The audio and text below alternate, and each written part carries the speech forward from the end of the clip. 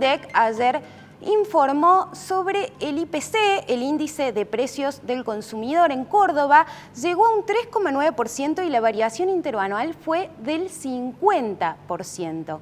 ¿A qué se debe estas variables? ¿Cómo detener la inflación? Bueno, ya lo tenemos a Lucas Navarro, economista, amigo de la casa, para que realice su análisis al respecto. ¿Cómo estás, Lucas? Joel y Belén te saludan desde Córdoba Noticias. Hola, buenas tardes, ¿cómo están? Joel y Belén. Muy bien, queríamos, consultarte qué ves en estos números, ¿no? ¿A qué se debe esta variación interanual, por ejemplo, tan preocupante? Bueno, esto es una tendencia que se viene ya viendo desde hace unos meses y que se esperaba. O sea, en el mes de enero el índice anual de inflación estuvo rozando el 4%, pero dentro de los distintos componentes, algo que preocupa mucho es que los alimentos subieron en casi 5%. En promedio, los productos estacionales que tienen que ver con algunos del sector alimentos como frutas y verduras subieron 9%, comunicaciones 7%. Estamos viendo, por un lado, entonces estos componentes estacionales, componentes que tienen que ver con ajustes como el de las tarifas de los celulares que se van ajustando y que impactan en el índice general. Pero también, por otro lado, ves que la inflación núcleo, o sea, la que no considere todos estos elementos que acabo de mencionar antes, está por encima del 3% desde octubre del 2020. Eso te habla de problemas macroeconómicos severos que tienen que ver principalmente con esta famosa maquinita de esto de emitir para financiar un déficit del sector público muy elevado y que se termina volcando los precios. Entonces, más allá de estas preocupaciones puntuales por estos aumentos que vemos en el mes de enero, la preocupación de fondo son estos desequilibrios tan grandes que tiene el sector público nacional que se financian con esta emisión monetaria que en el mes de diciembre tuvo un nivel récord muy elevado y que básicamente también te estás pasando la factura en los datos de inflación de enero. El punto es que a medida que tenés tanta impresión de billetes con una cantidad de bienes que es más o menos siempre la misma o que está prácticamente, que no crece al mismo ritmo, no es de extrañar que todo se termina trasladando a precios. Y después está la preocupación hacia el futuro, de qué va a pasar en febrero y en marzo. Claro, claro, claro. Que, Bueno, sobre eso, Lucas, es donde me quiero detener ahora. Muchas veces ustedes, los economistas, hablan de las expectativas también como uno de los componentes de la inflación, del famoso proveedor que dice, y para mí esto va a seguir aumentando, entonces por allí me conviene remarcar ahora, porque si no, después no voy a poder reponer esta mercadería que estoy reponiendo. Bueno, ¿cómo estamos en expectativas? mira, en expectativas la situación no deja de ser preocupante, porque si bien todos estos elementos estacionales que tienen que ver específicamente esto del 9% de aumento estacional, tiene que ver con que hubo una sequía, entonces se restringió la oferta de verduras, de frutas, y eso impactó en los precios. Eso en principio se superaría. Pero tenés otros elementos como un ajuste de tarifas que se viene en el mes de marzo, ajuste de precios de combustibles que también se vienen. Está lo que bien decías recién, tenemos todo lo que son las importaciones de insumos claves para la producción está muy restringida y eso también hace que muchos insumos para la producción estén escasos, que aumenten su precio y que por lo tanto ese aumento de costo se traslada al precio final a los consumidores.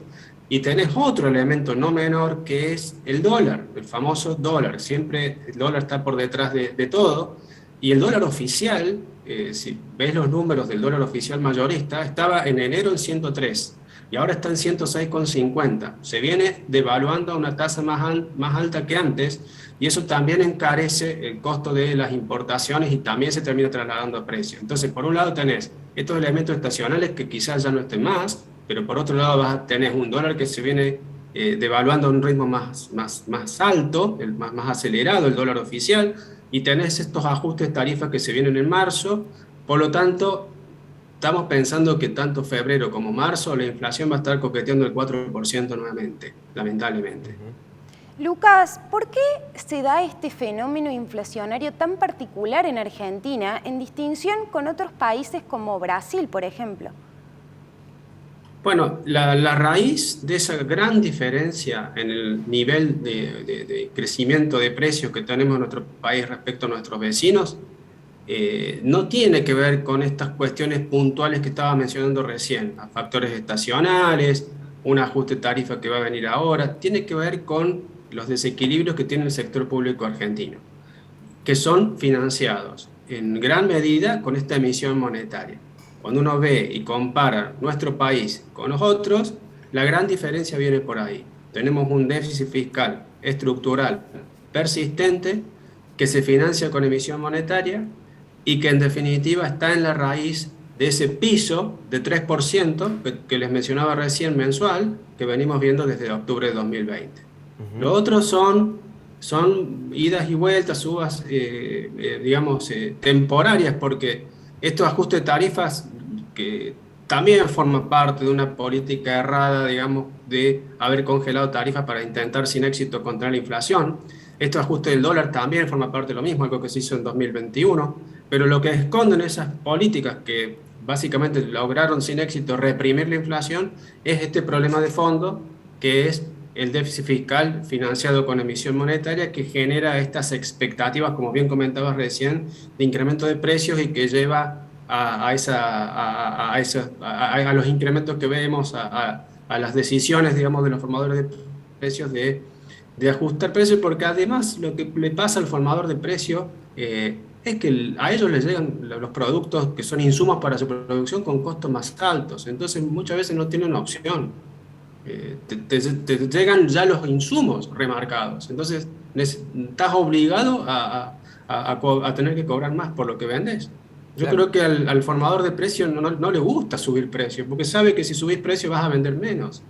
Entonces no tiene otra opción Definitivamente. ante un incremento de los costos. Claro, claro, claro, se entiende perfecto. Preguntarte sobre una posible solución, o al menos para tratar de desacelerar la inflación, es frenar un poco la maquinita. Hay que salir a rescatar pesos también.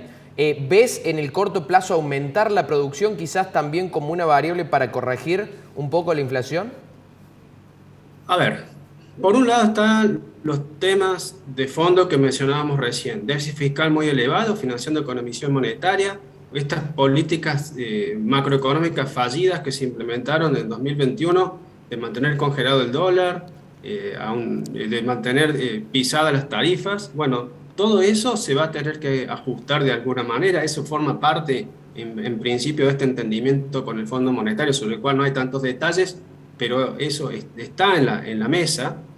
Entonces, ¿por qué es importante actualizar tarifas? Porque las tarifas congeladas tienen un costo para el sector público en términos de subsidios. Esos subsidios son una fracción bien importante del déficit fiscal del sector público. Entonces, si se ajustan las tarifas, van a reducirse esos subsidios, ese gasto en subsidios del sector público va a bajar y eventualmente va a mejorar la ecuación contable del sector público.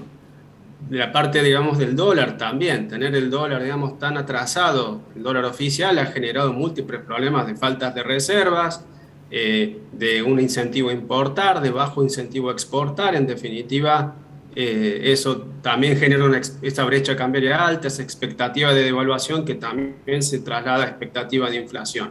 Entonces, si se atacan esos problemas, diría que estamos en una dirección correcta, más allá de que estas son condiciones necesarias, pero no suficientes para atacar el problema de fondo de la inflación.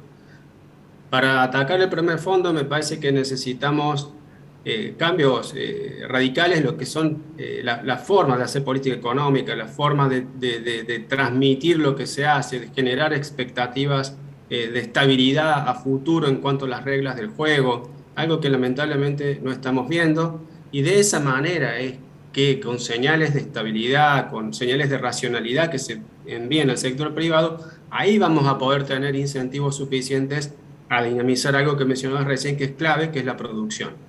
O sea, producir más es el resultado de una decisión, digamos, consciente de que en términos de que las expectativas sean favorables, de que las condiciones para producir sean favorables y lamentablemente hoy no están. Hoy estamos teniendo, vos dirías, pero bueno, ¿pero qué pasa? Pero la economía en 2021 creció el 10%. Eso fue un rebote. También esa fue una economía que creció estimulada por también una política de gasto público muy expansiva en la última parte del año, financiado también con la emisión monetaria. Hay un poco de recalentamiento ahí artificial de la economía. Claro. Pero no estamos hablando de crecimiento productivo porque hay un proceso sostenido de inversiones, de acumulación de capacidad productiva que nos hace producir más, tener mayor potencial, generar más ingresos. Si estuviéramos generando más producción, digamos, de manera sostenida, no tendrías que tener el aumento de los niveles de pobreza que tenemos, no debieras tener los salarios reales deprimidos que tenemos, ¿sí? Entonces estamos todavía lejos de eso. Pero los elementos que mencioné antes me parece que son condiciones necesarias como punto de partida para tratar de dar vuelta a las cosas. Muchísimas gracias, Lucas, por este análisis. Gracias a ustedes, un gusto.